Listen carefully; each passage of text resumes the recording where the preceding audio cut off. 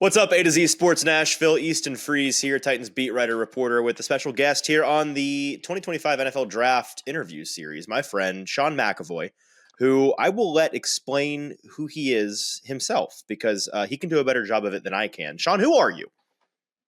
Sean McEvoy. I'm a quarterback coach, quarterback trainer. I work with Quarterback Takeover. I also work with the League 11. So, League 11, a lot of people know, is kind of the process of the high school evaluation of quarterbacks. So many of these guys we're talking about here on Sundays have been through the process, and we've gotten to see them coming out of high school, going to college, and throughout the process. And myself and my partner, Quincy Avery, with Quarterback Takeover, now work with I think like 15, 16 guys in the NFL, a bunch of college quarterbacks, local high school guys here in Georgia. But my connection to Tennessee is through Malik Willis. I've trained Malik since she was in high school for years. And so the last 3 years he was in Tennessee, obviously, got to be around both Malik and Will Levis and Ryan Tannehill prior to that, and really all the skill players, because these guys would work out together all off season. So that's kind of my connection. I think how you and I met initially, Mhm. but really all things quarterback. Wow, all of that. You didn't mention Jordan Love one time.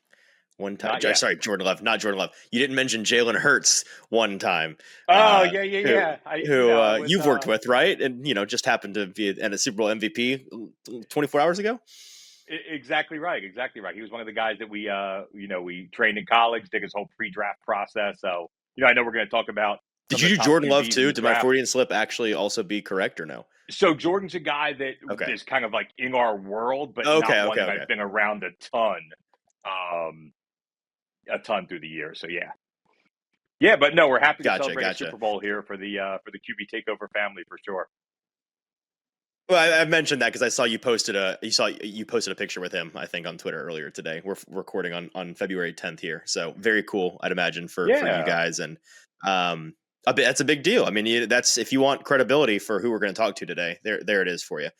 Super Bowl MVP coach of the fresh off the Super Bowl here just yesterday when we're recording this, but I'm going to talk today about the quarterbacks, and we are in this weird lull between the end of the Super Bowl and the beginning of draft season. Titans are officially on the clock now, and we've got about Yeah. 2.5, 3 weeks now until the combine. So we're going to be talking a lot about the Titans' first overall pick, and of course, that means talking about quarterbacks. So I thought, who better to have a conversation about that topic with than you? And I want to eventually get to Shedeur Sanders and Cam Ward. We're going to cover those guys, Sure. but first, I want to ask you.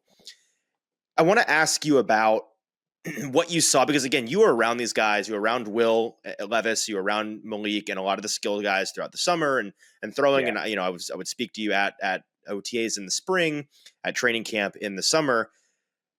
What did you, when you watched this past year, Brian Callahan's first year, trying to operate an offense with the level of quarterbacking that they had? What was the number one thing, or maybe the couple of top things from a quarterbacking standpoint that you thought this system was missing most? What are they in need of the most at the quarterback position? Yeah, it's a good question. I mean, I think in the beginning there was just a lot of excitement, both from the quarterbacks and the skill players, about being in a more explosive offensive system, right? A system that was QB friendly, a system that had seen quarterbacks have success, and hopefully open things up a little bit and eventually score more points, right? That was kind of the excitement going into the year, and I think the way Callahan coached and installed his system early on in the spring and summer, the offensive guys were excited to see it, right? And now you take your lumps through training camp as you expect to. You got a second year QB with very few starts under his belt and a lot of, young pieces trying to combine with these new pieces that got brought in, and then a first time head coach and play caller, right? So you got all these pieces, and you're like, okay, it's not maybe hitting the ground running the way you hope, but that's to be expected to some extent. And I think you saw that through training camp, and I know you were there daily, and you kind of saw the ups and downs, and saw some quarterback struggles, and then maybe some things that came together. Then as you got into the season, I think you saw pieces of the good Will Levis, which I think we saw flashes of that even in his rookie year. You saw it kind of come into this year a little bit. I think you saw an ability to kind of make the decisions easy for the quarterback. Talking about Callahan's system, I think he, obviously was going to utilize the run, um, try to put the quarterback in easy, get the ball out of your hands fast situations. And I think at its best, you saw glimpses of that. The thing that just kept creeping up was the bad turnover, right? And you saw that in Chicago, and you saw it in New York, and you saw it in Green Bay. And I actually thought Will played a pretty good game. There were certain glimpses against the Packers in Week 3, but obviously the turnovers hurt, and the game got out of hand that way. And so, um, I think the biggest thing you were searching for, especially like when I think about the first half of the season, was is this just a new play caller and a new QB working together, and will they figure it out? Or is this just something that's never going to quite fit, right? Is Will not going to be a QB that fits into the on time precision passing, kind of quick decision offense that Callahan was used to running in Cincinnati? Right. Yep. Today's video is brought to you by our new friends at Bart Durham Injury Law. A crash can change your life forever, and help is only a click away at bartdurham.com. At Bart Durham, your big truck wreck is their fight for justice. They've been in business since 1975, so they have half a century of experience dealing with all kinds of wrecks. They're locally operated here in Capitol View, Nashville, but they can fight for anyone in Kentucky or Tennessee who's been in an auto accident. Attorneys are available to meet with you wherever is most convenient, including virtually, and you can reach the Bart Durham team 24/7 to get your legal questions answered. Just call 615-242-9000 and let Bart Durham help today. So when you look at what, because we're at a point now where they're looking for another option at quarterback. We know this. They're Sure. likely to sign somebody or draft somebody, or I think ideally they would like to do both of those things. If whether or not they draft a rookie, I think that they would like a serviceable veteran that is a higher caliber player than Will or Mason Rudolph were last year. And so Yeah. as they move forward, I guess my question is, what is is it just the intangibles? Is it what's between the ears that they're looking for to upgrade the most? Is that the thing that they need to operate this offense in a way that we saw, like you said, glimpses of this is how it's supposed to work, and it is working at Yeah. times, and it's the internet connection spotty, and it's going out at the worst possible times. Is that what it is? Where it's just between the ears? They need somebody that has a better, as Brian Callahan has continued to say this offseason, better nervous system. Yeah. I mean, I think it's hard to say, right? Because I think what even maybe Callahan doesn't know yet is really what he had in Will, or what were the actual two or three things that maybe Will didn't have that he needs to find going forward. And then the biggest question mark is which of these possible options actually has those things that Callahan's looking for, right? This is the big unknown, and why these next couple months are so exciting as you're doing all the work to dig into these guys. But yeah, I think there were obviously parts of, if we're assuming the Callahan system at its pure is what we saw Joe Burrow run for the previous years in Cincinnati. So if that's what it truly is, then yeah, you're looking for a guy who's more of a pocket passer, more of a work through the system, eyes and feet in the right place at the right time, and ready to pull the trigger on time as things open up. That's not Will Levis. That wasn't Malik Willis, right? It's not uh, Lamar Jackson, right? I mean, like it doesn't even mean good quarterback or bad quarterback. It means, does that really fix? Not Josh Allen, right? So it's like it's not a is the guy good enough to run the system? It's is he that perfect fit? Has he done this for a couple of years? So if you're looking at a veteran guy coming in or one of the draft guys coming out of college, have they ran an NFL system that was similar where they feel comfortable in there? I do think the one nervous system point though that is key and that you didn't see enough from Will and you're going to need to see in the next QB is the ability to handle adversity when things aren't clicking early. Am I able to pull back out and stay within the system? Or does one mistake start to spiral and go downhill? And I think that was when you talk about how bad some of those turnovers were, and when you hit 4, 5, 6 games in a row, just really poor play. That's what stuck out to me. It felt like there was no ability to kind of reset and get back into stable, good enough quarterback play. So yeah, I'm sure if you're Callahan, you're looking for a guy that you think can handle that adversity that's bound to come, especially if we're talking about a first year, second year QB. It's interesting that you mentioned fit so much there because it's something that I've seen a lot of people. I've heard a lot of people that I respect talk about it. I saw Daniel Jeremiah tweet about this just last week, I think, Yeah. about how with these rookie quarterbacks, the two at the top, fit is going to be so important for them, and it always is, right? Fit is a wildly underrated element of the draft. But with them in particular, you sometimes see certain players come out and you're just so confident in their ability, you think that they're going to find a way to work anywhere. That's not really the case with these guys. I don't think the consensus feels that way. And so what makes it interesting, if fit is so important from a very basic styles standpoint, I don't think it's arguable that Shedeur Sanders is a better stylistic match for what Brian Callahan's offense is looking for at quarterback. Now, that's not to say that a Cam Ward style quarterback is wildly different from Shedeur Sanders. In our last video in this series, I was talking to my friend Marcus Whitman at the Senior Bowl about how I think the consensus may be a little bit overblowing how different these two quarterbacks are. From an athletic standpoint, we know Cam is more athletic, but it's Yeah. not a Aaron Rodgers versus Lamar Jackson difference where Exactly right. first of all, they're basically the same dimensions, height and weight. Like they're built Yeah. very similarly. Obviously, Cam is a more dynamic runner, but Shedeur is capable of moving at an above average level for a pocket passer, right? Yeah. And I think that people are overrating the difference between their arms. Like, I think people could perceive Cam Ward as this gunslinger, downfield cannon arm. I don't think he's got an amazing arm. I think he's got a very good arm. I don't think he has in terms of just pure arm talent, I don't think he has incredible arm talent like a Will Levis does, for example, just pure Yeah. raw strength.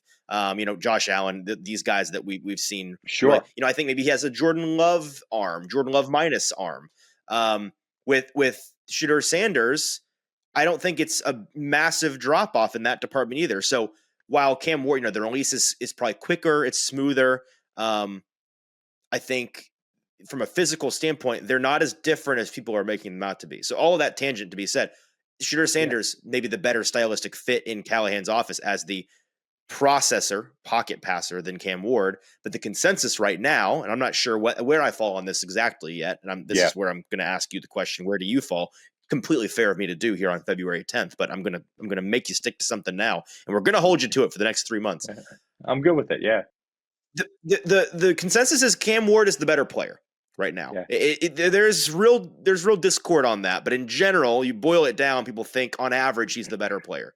So, one, do you feel that way? And two, if that is the case, if the Titans come to the decision, Shadeur's the better fit for us, but Cam is the better player. What do you do with that information? Yeah. I mean, I do. Well, let's start at the beginning. So I That's a do lot. So unpack it agree. however you'd like. Yeah. You're good. I do agree that in my evaluation of the quarterbacks as prospects going to the NFL, I would agree that I think Cam is ahead of where Shedeur is right now. So Cam Ward would be a Okay. better prospect than Shedeur Sanders for me. So you start there. Second is, but like, where are they? So one's a little better than the other, but and I'm not talking about where they'll get drafted. I think this is the biggest thing that we conflate too often incorrectly. We think about where a guy's going to get drafted and thinks that has anything to do with how they're actually rated. Does that make sense? Right? Like Mm-hmm. each draft year, if 8 teams, like look at last year, if 7 teams desperately need a quarterback, then these guys are going to go in the top 12, no matter if we think they're actually rating very highly or not rating very highly. Where, this year, maybe there's less teams that need Mm-hmm. a quarterback. Maybe that causes some guys to go overdrafted or not. But so from a rating standpoint, it's okay. Maybe I think Cam Ward's better than Shedeur.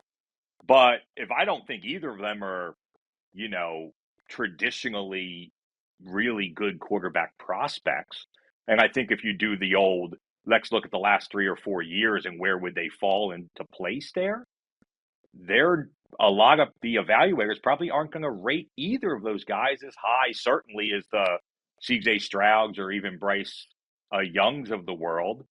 I don't know that they're going to be rated as highly as Will Levis was that draft class, right? Which is, if you're a Hmm. Titans fan and you're thinking my next hope is one of these two guys in the draft, well, guess what? You know what I mean? Like, the ratings might not play. That doesn't mean anything. Pat Mahomes was rated lower than Will Levis, and that played out the way that played out. So Josh we got Rosen, to right? be, yeah, like, we got to be realistic about, like, it's not like ratings are the be all end all, but these guys that evaluate quarterbacks every year and year in, year out are looking for similar traits that normally apply to the NFL. They're this isn't a year where you have a number one QB like a Joe Burrow, like a Trevor Lawrence even, or like a CJ Stroud, or and you don't even have the high trait guy like an Anthony Richardson. Hmm. It's hard to make either of those arguments. So we talked about maybe which one's better than the other, where they rate overall in the world of like quarterback prospects each year, and then you get to the fit piece. And I would agree with you. I wouldn't even care at that point if I'm an NFL team which one is supposedly better. It's like, which one can I see having success with? So if you're the Colts last year, you love Anthony Richardson because I got Shane Steichen and I'm seeing visions of Jalen Hurts and I can Hmm. use that player in my offense and that, right? Where if I'm any of the other 15 teams needing a quarterback, I maybe didn't want to touch Anthony Richardson with a 10-foot pole. Right. You don't know. And So actually, this I know for year, a fact there were a lot of teams that were like that, right? It's a fit yeah, thing. 100%. 100%. So to your point with the Titans here, I do think stylistically Shedeur is a better fit. I think he's shown a willingness to kind of stand in the pocket, work through his progressions, and confidently pull the trigger more than you've seen from Cam Ward. Hmm. Um, I do think trait wise, there's the scary word now, right? Is I do think Cam Ward has a better arm than Shador. I agree with Hmm. you. I don't think it's like one guy can throw at the NFL level and the other guy can't. Right. Um, but yeah, certainly from a smoothness and the mechanics of his throwing motion, and then just a pure kind of velocity, Cam Ward seems to have an edge there. I think Cam Ward's more athletic, but he's not a runner. Like, you talk about a guy who's never rushed Right. for more than 200 yards in a season. Hmm. So it's not like, it's not the guys, Jaden Daniels or Malik, the guys that were rushing for 1,000 yards in college. He's not that. I mean, he's Although you kind of see like some glimpses of Patrick maybe he could be that. Mahomes. Like, not to Yeah, it's compare like him in terms of elusiveness, because there is nobody in the NFL somehow more elusive than Black Magic Patrick Mahomes. 100%. But Yeah. the way, just the general movement ability is kind of where it's like they're a scrambler when they Yeah. need to be, and they're good at moving in the pocket, but you don't think of them as a runner. That's exactly right. And so once again, depending on what you're looking to do offensively, if you were looking for some of that, if you're looking around and seeing what, let's just look at the last 4, 6 teams that were in the playoffs at the end, all these Hmm. QBs with the ability to run, to add +1 to the run game and to, do some different things in RPO based. You talk about Lamar and Josh Allen and Jalen Hurts and, really all the guys at the end there, including Pat. I don't know that you see any of that in either of these two guys, so it depends. But that doesn't seem like something maybe Callahan wants to do in this system anyway. Mm-mm. So now we're back to, like I said, Shador is going to be the guy who stands in the pocket, takes a hit to deliver the ball. I think those are things that most coaches are going to really like when you watch this film. And the ability to make all the throws, even if I don't have the most elite arm there is out there. So I do think that fit question does maybe, even if I disagree from a total evaluation, I could see the Titans looking at Shador as a better fit and potentially a QB they'd want over a guy like Cam Ward for sure. You talked about where they slot in past classes. Last year, we have a ridiculous number of quarterbacks that go in the top 12, right? 6 in the top 12. Um, for me, I would not even start a conversation comparing them to the top 3 guys in Yeah. Williams, May, and Daniels. I think then when you get into the Bo Nix, Michael Penix, JJ McCarthy territory, then people have differing opinions. What is your opinion when you try to compare the classes there? Where would you have slotted these guys in?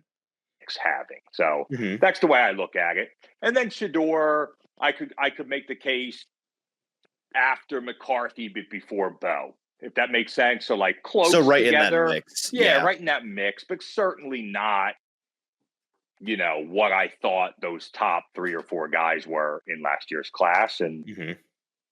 that's the biggest thing. So if you're picking one overall, or even if you want to trade down and maybe one of the QBs is still there at 3 or 4, is that the chance you want to take on a guy that you maybe aren't sure is going to be, the guy that you need going forward, especially on a team that, I think quite frankly has a lot of other places they need to fill. So, Mm-hmm. Last question for you, yeah, and depending on when people are listening to this, this article may be about to exist or it may already exist. So check. I'm writing about how, from what I've heard, and when you kind of just do the math on it and puzzle piece out the offseason, again, it's still very early and weird things can happen and things can change, but yeah, it does sort of feel right now like it may just be as simple as the Titans, the Raiders, and the Giants fighting over Cam Ward, Shedeur Sanders, and Sam Darnold. It may be as simple as those 3 teams because yeah, they have the most room financially to sign the best free agent. They are also the 3 teams in good position to draft a quarterback. Of course, Cleveland at number 2 throws a wrench in those other 2 teams' plans to potentially draft a guy, but that there also are possibilities for trades up there at the top. So we'll see. But yeah, to me, it feels that way. And if that's the case, and the Titans see it that way, as those being their top 3 achievable options, because I do think, I mean, listen, you don't have to be I know this, like this is somewhat sourced, but also you don't have to be a genius to understand the Titans would love to just get Matthew Stafford and call it a day on this whole quarterback yeah, thing. They would also not mind the idea of Derek Carr because there's familiarity there, and I think people, as much of a snooze fest as he sometimes is, and the Saints certainly were, yeah. like last year, sneaky better than I think most people expect to, like, or not expect, but most people think it went when he was healthy. I would agree. And the Titans are in need of some stability at the positions, right? It Exactly. doesn't Maybe some have to be boring would go a great. long way. Right. Yeah, exactly Yeah. right. But if those 2 are out of reach, which I think that they're more likely than not going to be, and they see it as, okay, well, we're drafting one of these rookies or we're going to spend the money on Sam Darnold. I know that the answer, like the responsible answer is, well, how much is it going to cost to get Sam Darnold? Sure. Let's say it's a reasonable, not long-term commitment.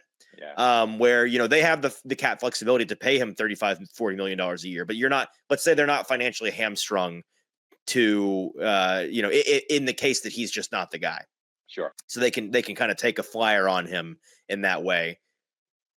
What did you think about his season, and what do you think about the possibility of paying Sam Darnold versus taking a draft flyer on one of these top 2 quarterbacks? Yeah, I mean, the thing that you saw from Sam is I think you finally, maybe for the first time, he had some bright spots in Carolina a couple Mm-hmm. years ago, but Mm-hmm. I think you saw it come together in the way that if you liked him as a top 10 pick when he came out, you finally saw it come together, right? And he's still a young guy. People, you want to think he's like 34 years old, like he's Right. been in the league for years, but he's not. He's about 28, 29 still, Mm-hmm. still a young guy, has the experience, things that we were talking about earlier, like, here's a guy that can handle the adversity that's going to pop up. He 27, by the way. can. Oh my gosh, crazy, right? He's the Mm-hmm. guy that you can look to as taking on a leadership role among both veterans and young guys. So maybe something you haven't had here since Tannehill. I can see that being both a fit and something you're looking for. Now, listen, you saw the 4 interception games from Sam Darnold as well. It wasn't like this is a guy who never turns the ball over. Mm-hmm. But I think you saw him bounce back from adversity, right? And I think it isn't one of the games he threw 4 picks. I think they won the game kind of in spite of it. I think he was able to make They some did, plays yeah. late and came back, right? So, yeah, it's not the like guaranteed, no doubt about it. You have to ask yourself, okay, if we bring him here, how do we stack up Coach Callahan with Kevin O'Connell? right? Is that KOC getting the best out of Sam? Can Callahan do that as well or Well, not? so you tell me, because that's how fans they're inclined to be Yeah, skeptical of a situation like this for good reason, right? Because yeah, we see flash in the pan guys, we see smoke and mirror years that yeah, the Jaguars spent $50 million on Nick Foles. I remember yeah, that. yeah. So it happens, but I am inclined to think, and I can tell fans whether fans want to hear it or not. The reality is, from the coaches in the league that I've spoken to over the past couple of weeks at the Senior Bowl and through back channels and things, that I think the general coaching consensus is lower on him than some fans were through 15 weeks of the season, where it's like, holy Yeah, cow, he's the best quarterback in the league.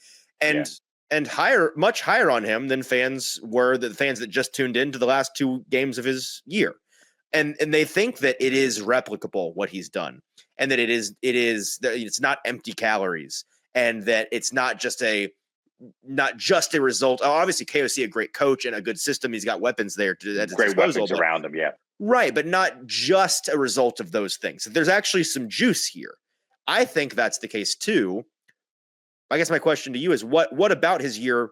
What are the things you saw that made you think, yeah, this isn't just a bunch of smoke and mirrors? yeah. Well, I mean, to me, he stands in the pocket. He makes the quick decisions that you're looking for. He gets the ball out. It doesn't feel, that the Sam Darnold everybody remembers as I'm seeing ghosts and I can't figure out what's happening. That's not the player you see now 3 years later. And we Mm-hmm. know this, that at that position specifically, there's a growth and development. You have to see things and continue to learn from your mistakes and those bad experiences to become the player you are now. Just the way you hear Kevin O'Connell talk about Sam and everything they were able to put on Sam with letting him, make controls at the line and check out at calls and feel like he had ownership of that system. Some Tennessee fans will probably remember when Josh Dobbs was in that system and, KOC was basically like telling him what to do right before the ball was snapped. Right. That's not obviously the way he feels like he needs to do it with Sam. The question is, and this is the question of every quarterback is when we have to rely on you, can you get it the win? Like, can we win because of you? Right? Mm-hmm. That's the old adage. And Mm-hmm. I think people that are down on Sam Darnold after those couple games late in the season, that's the test that he didn't measure up to. Right. When we needed you to get us over the hump, you didn't get us there. And so all the wings in the regular season and, when maybe our defense was playing well, because we have Brian Flores back there and he's confusing the other team and we're able to run the ball and I'm just able to get the ball out to my weapons and we're not asking you to do a lot. That'll be the biggest unknown. But see, this is where it goes back to fit again. Like, I love Sam Darnold in a system that has some of those pieces around him. Maybe it's a little bit more ready to win now system. We saw Sam Darnold in Carolina when he didn't have the weapons around him, and previously in New York when he didn't have all the weapons around him. So where do we think the Titans are now would be my big question. Mm. And, I don't see Sam Darnold taking the Titans from a 4-win team to a 10-win team. Okay. I don't see that happening. Now, I don't also You see that happening with Cam or Shedeur? That's my point, right? I don't see almost anybody doing that. So the question is, is having some veteran stability, getting 3 or 4 more wins, and then being able to, over the next 2 or 3 years, as I fill in those other pieces, knowing Sam's still young, he can still be the future of my franchise. That's the way you have to look at it, in my opinion. I think if you're expecting for Sam Darnold to come in, rattle off 14 wings, because that's what he did in Minnesota last year, and we're right back on track to the playoffs, I think you're setting them up for failure there. All right, fair enough. Sean, it has been a pleasure. I appreciate you jumping on with me, spending some time talking about these quarterbacks. Always a pleasure. You're the man. Guys, follow him on Twitter at Sean QB Coach. Yeah, QB McEvoy, Coach right? McEvoy. QB Coach Yeah. McEvoy at QB Coach McEvoy. Check him out. And I'm sure we'll do something else in the future because you're my guy and it's a lot of fun. So appreciate your insight, man. Yeah, hopefully I'll see you soon, dude.